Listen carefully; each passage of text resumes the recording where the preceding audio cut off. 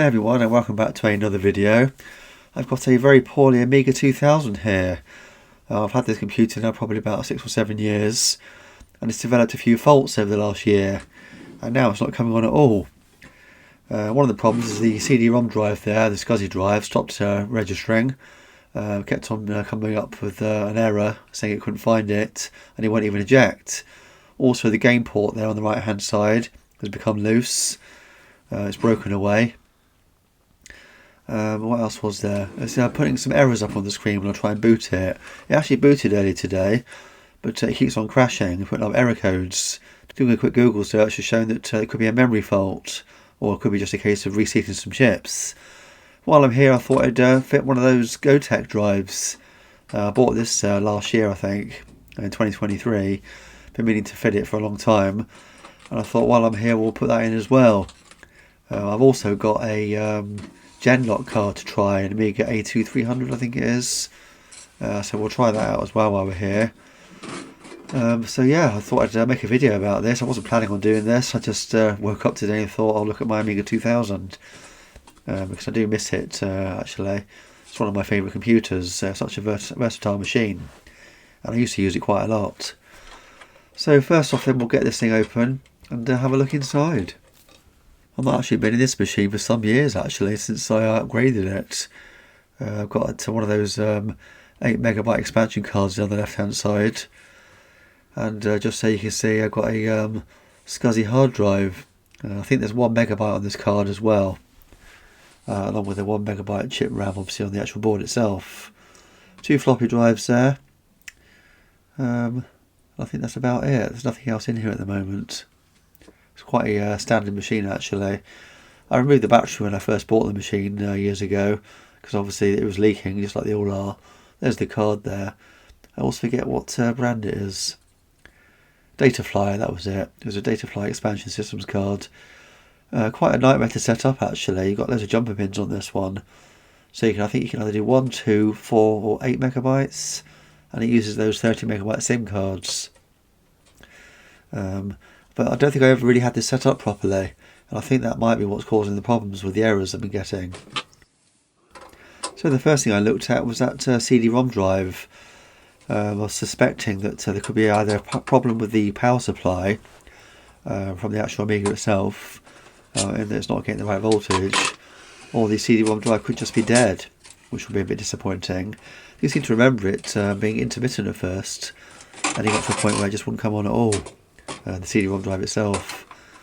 So let's get that expansion board out now with the SCSI hard drive on, because that's where the CD-rom drive plugs into as well. Just check the connections and just look at the size of that hard drive. That's actually a IBM WDS380 80MB hard drive. That was actually new old stock. I bought that brand new off of eBay about 5 or 6 years ago. I never thought I'd use it, but here I am using it, and it's still working now. Not sure for how long obviously, but I can't see why it would fail, because obviously it's never been used. I hardly use it at all. It's certainly very heavy. I think it weighs just over 400 grams. There's somebody selling these on eBay at the minute for over £300 each in Germany. I don't know who would spend that kind of money on an old hard drive like that.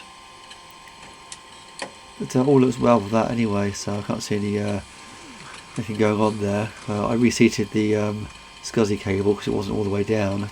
Very interesting boards these. The model number is an Amiga A2000. This will also take up to 2MB of RAM. As I mentioned before, I think I've got 1MB on this one. So after a reboot, things are still the same. Cannot open SCSI device unit 5. It's just not detecting the CD-rom at all. So next up, I just thought I'd check the voltages and the actual output of the power supply from the Commodore Amiga itself. Let's see if it's outputting, and it is. Obviously it was under load with the CD-rom drive installed at this point. I think I did test it as well without.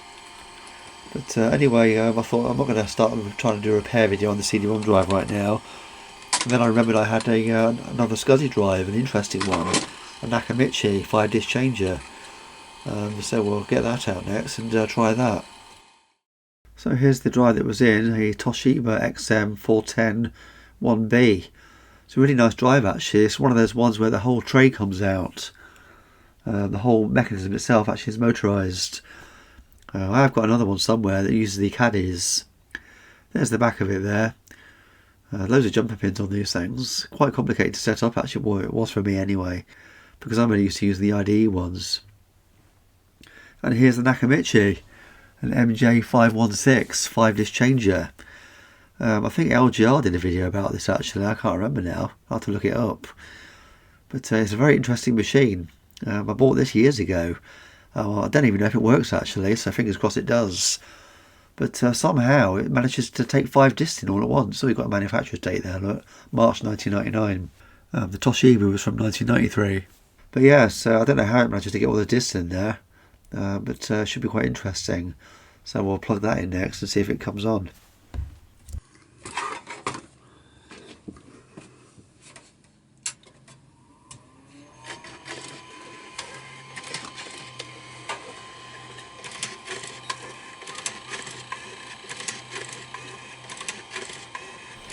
Well, that was noisy, wasn't it? All that chattering. I think it was basically going through a diagnostic and looking for a disc in each tray.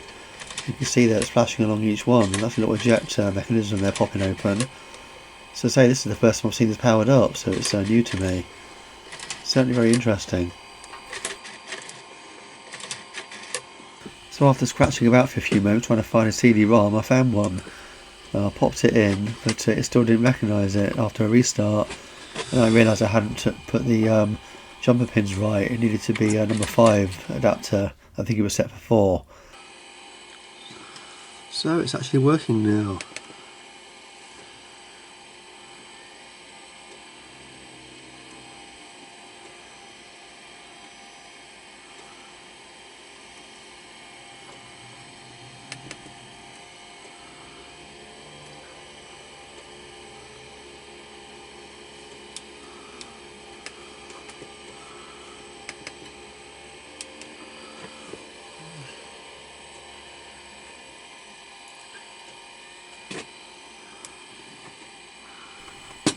Thought I'd have a quick look at this disc while I was here, because I got quite excited. But I'm very lucky actually, aren't I, that the disc drive worked. I say I bought this some years ago now, hand tested it. It can be quite a nightmare to set up if you don't know what you're doing. You've got to get the jumper pins right so that the adapter matches up with what it's looking for when you set up the drive initially. Which I struggled with myself all those years ago. It took me ages to get the CD-ROM working. After about a minute this program finally loaded. My machine is just a basic stock machine. I've got no accelerator card installed on this. I'd love to get one actually. So it would be interesting to have a play around with that. There we go, it's showing the RAM I've got there. Total 1.7 megabytes. So it's 2 meg altogether, but I guess some of it's been used up.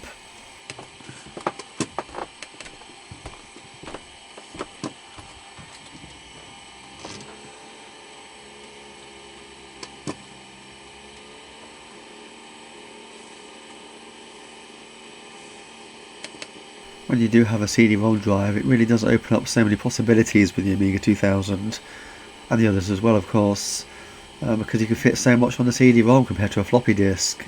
And when you've been using floppy disks for so long, these machines, and you finally get a CD-ROM drive, it's like, wow, you know, there's just so much on here. It's a lot easier than swapping disks all the time. I've got quite a few disks actually. I could do probably going through them actually, and maybe make a video about that on its own. When I saw the Next Generation on here and it said Trekkie underneath, I thought it can't be Star Trek Next Generation, and sure enough it is. And ironically, Star Trek The Next Generation came out the same year that this Amiga 2000 came out, 1987.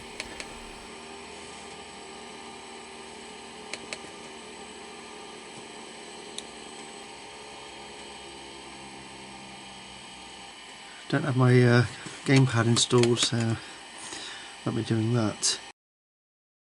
So the next thing to do is install this GOTEK device.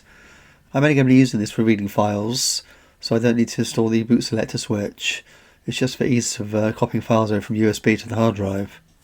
Getting those 2 floppy disk drives out was quite a faff actually. You've got the plate the actual floppy disk to attach to remove first, with 2 screws each side. Then you've got to get the 2 floppy disks off themselves, with their 4 screws under each one, and they also have risers so they match up with the front panel. The 2 drives in this I've got are actually different. One's a Chinon and the other one's a Matsuita, and I'm pleased to say they are both still working. I have an Amiga 1000, it's got a disc problem actually. Stopped reading discs, it sounds a bit grindy as well, so I'm hoping I'm going to be able to put one of these in that, although I'm told, or I've read, that the eject button doesn't quite line up, so we'll have to see about that in another video. And there's the first one, the Matsuita. All the jumper pins for this one are underneath. It's got quite a lot of different configurations you can have.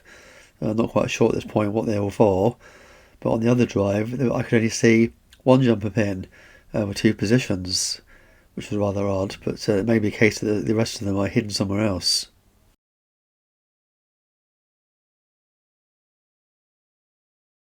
Anyway, after faffing about for probably half an hour and trying to figure out where I was going to put this drive, which side, because once I installed it I found that the power cable wouldn't reach, annoyingly, so I had to undo it all. I had to make risers as well for the GOTEK drive and find some screws, some suitable for plastic. But I did that in the end, and it's all installed. Well, it will be at the end of this video, because I think some of this video is a little bit out of tune actually, because I was jumping back and forth between things. I think next I'm going to install this. It's a Genlock I forgot I had, that I found earlier. It's a Commodore one, A2300. So, well, A2300, A2301. It looks okay, I can't see any leaking capacitors on there. So we'll try that next. I think I might give those contacts a bit of a clean first though. Just get my contact pen. One of those fiberglass pens.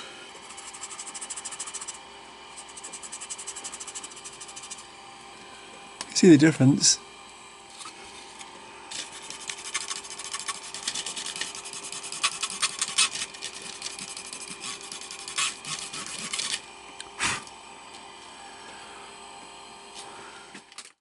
When I first started to look at where this plugged in, I didn't see it plugged in on the right hand side there above the monitor connection.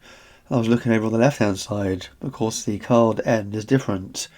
It's completely flat, so there's no bent over top piece. So yes, it plugs in here basically just on the right hand side next to the power supply. So we've got a bit of a pink screen, and it's not very bright either, so I wonder if it's in NTSC mode. I can see some jumper pins on the side there, so we'll have a look at that next, and just to make sure it's set up right. I should have checked that first, a bit of a schoolboy error there. So after doing a bit of research, and I think it was on the Big Book of Amiga hardware on Google, I found out there's actually two versions of this Genlock. The NTSC one, which is the A2300, and the European version, which is the A2301. Both those model numbers are mentioned on this board on the screen printing, but it looks like the one I've got here is actually the NTSC version, annoyingly. Not quite sure how that's ended up here in England. But I didn't realise that when I bought it, and obviously I didn't realise it just now when I was testing it. I have done a bit more research on it since, and it turns out there may be a conversion for it to make it a PAL version, but unfortunately the information that I found online has been since removed, become obsolete. I'm getting the error 404, annoyingly.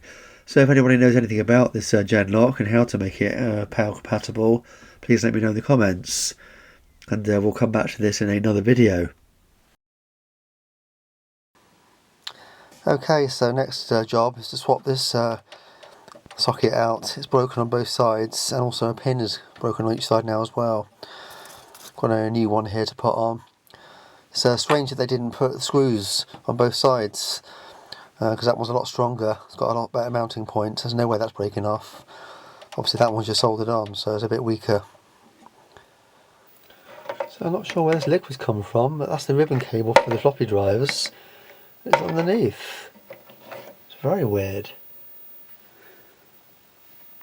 See, I took the battery out of this years ago.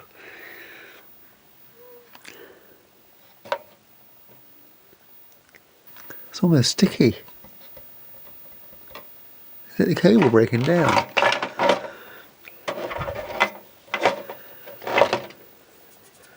Better give it a clean.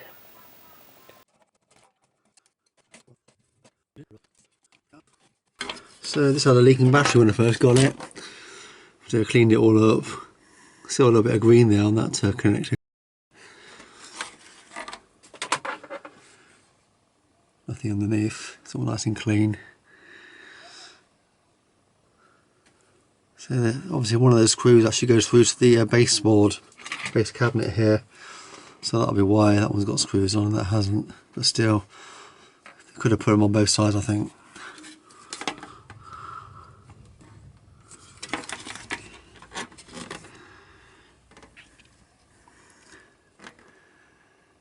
Quite a clean board, really. The electrolytes look okay, so I'm not going to touch any of those. So it's working fine anyway, so... Right, I'll swap that out next.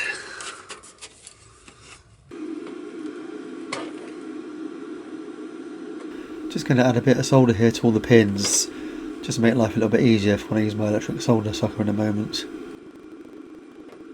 But those two pins that broke off, just going to remove those with tweezers.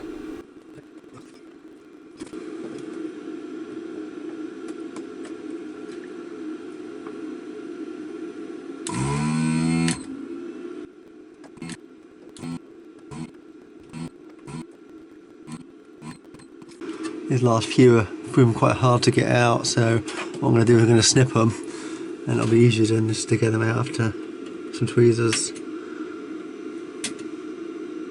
Don't want to put too much stress on the board.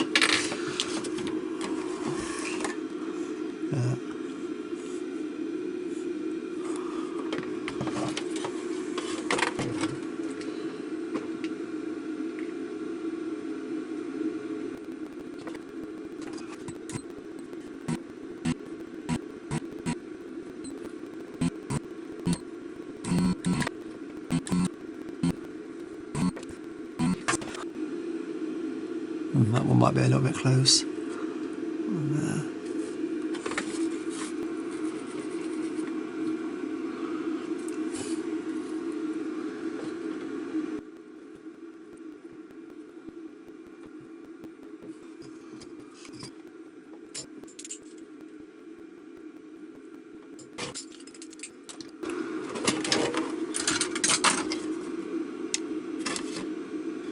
There we are.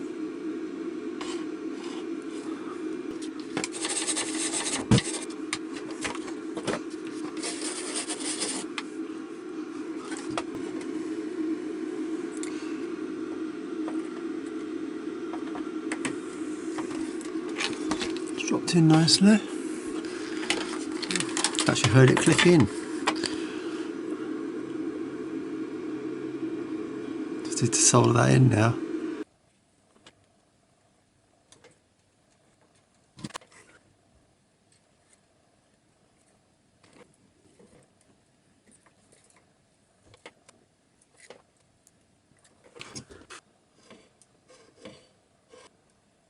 There we are, much stronger. Time to put it all back together.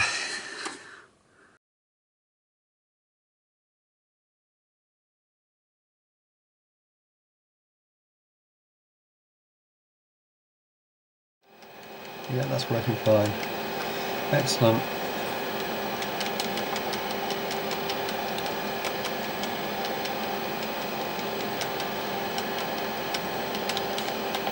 Auto fire working. So there we are, everything's back in now. GOTEK drive's working fine. Just playing a game from a floppy disk, that's working fine. And the Nakamichi DVD-rom is working, sorry, CD-rom is working fine. Just got to look at this memory now, I'm going to peel the contacts. And then we'll pop it back in there, in that adapter there, I forgot what it's called. And then we'll see if it works again. But I've got a feeling one of those 6 is faulty. But obviously which one is it? I could do with a tester actually, but I don't seem to be able to find one anywhere. Can you still get them? I'll have to look into that a bit further. Well, there you have it. My Amiga's happy again, so am I. I've really missed using it. I didn't pursue that module there, that RAM expansion, the data flyer, any further. Even after cleaning the contacts, I was still getting errors. So for now I've just decided to remove it altogether. Perhaps in a future video I'll investigate that further and we'll have a look at those jumper ping settings.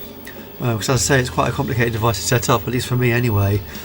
Because you have to do it in a certain way so that all the pins match up to the right equation. I'm not really entirely confident all those sims I've got in there are the right configuration for that board, how I got it set up. I'm not sure it is actually 8 megabytes. That could be why I'm getting errors, so I need to probably test those RAM modules. I have looked into testers for them, but they're like £600 for a second hand one, from what I've seen. If anybody knows of any other way of testing them, please let me know in the comments, and we'll look at that in another video. The Genlock there, the Amiga A2300 Genlock, again, if anybody knows how to make that power compatible, please let me know in the comments. It could just be something as simple as changing some of those bridge pins over, or even adding or removing some components. I can't imagine they would have made an entirely different device for the two different markets. The CD-ROM drive there, we'll look at that in another video. It could just be as simple as some back capacitors. You never know, because they are getting quite hard to get hold of them, the SCSI drives, and they're expensive as well. I've now got a spare floppy drive for my Amiga 1000. That's another video, so quite a lot to come out of this actually. As I said at the beginning, I didn't plan on making a video about this. I just woke up that morning and thought, let's have a look at this Amiga and see what's going on with it, because I'm misusing it. And I think that's about it, isn't it? Now obviously we've added the GOTEK drive, so that's going to make life much easier, copying stuff over to the hard drive. And obviously I've got a working CD-ROM drive now as well. So I guess that brings us to the end of this video. I hope you've enjoyed watching with me. Like I said before, I'm really glad I've got this thing working again. I'm looking forward to doing some animations on it actually in the near future. And hopefully we'll do a modification as well to that fan, because it's so noisy. I forgot just how loud it is. The microphone's really picking it up, so sorry about that. And probably the CRT whining as well, which I can't hear anymore because I'm too old. Well, I guess that just leaves to say, as always, thanks for watching, and until the next video, I'll be seeing you. And if you did enjoy watching this video, you may want to take a look at some of my other videos on similar themes. I'm always buying something on eBay, some more piece of technology, and trying to repair it. And as always, don't forget to like, subscribe and share. Thanks for watching.